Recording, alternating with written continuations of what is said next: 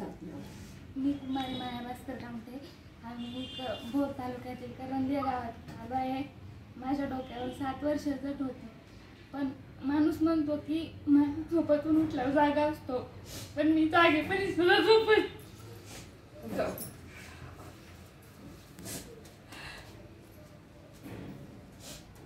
7 वर्ष मायाने हे सर्व डोक्यावर ओझं ठेवलं होतं. खरोखर आज मला असं वाटते की माझा पुनर्जन्म झालाय. जसा कृष्णाला 2 आहे तशी माझी दुसरी आईच आहे.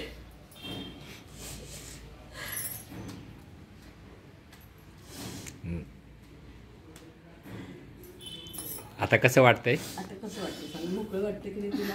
हा, डोक्यावर बरोबर मनावरचं पण ओझं हलकं झाल्यासारखं वाटतंय.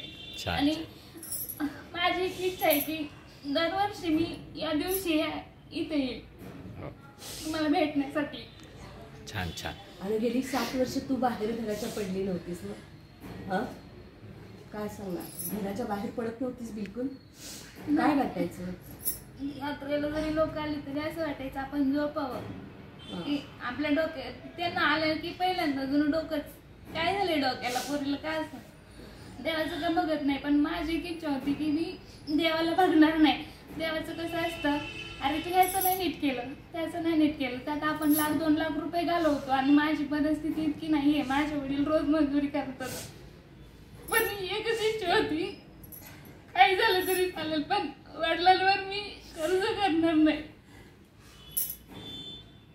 नाही केलं ना कर्ज. आणि मग सुद्धा माझी विनामूल्य निघाली. फक्त मी दरवर्षी या दिवशी इथे येऊ इच्छिते. आम्ही तुझ्याकडे येऊ, तू आमच्याकडे ये. हा, तुझी मुक्तता ही आमच्यासाठी फार महत्वाची आहे. आई वडिलांची गेली, आता तुझं वय 30 वर्ष आहे. म्हणजे 6-7 वर्ष काय असतात ते आपल्याला, की घराच्या बाहेर नाही, लोकांशी संपर्क करायचा नाही. आणि मुलगी म्हटल्यावर आपल्या सगळ्या अपेक्षा असतात. आणि आता तू लवकरच सगळं व्यवस्थित छान होईल तुझं. आम्ही तुझ्याबरोबर नेहमी असू.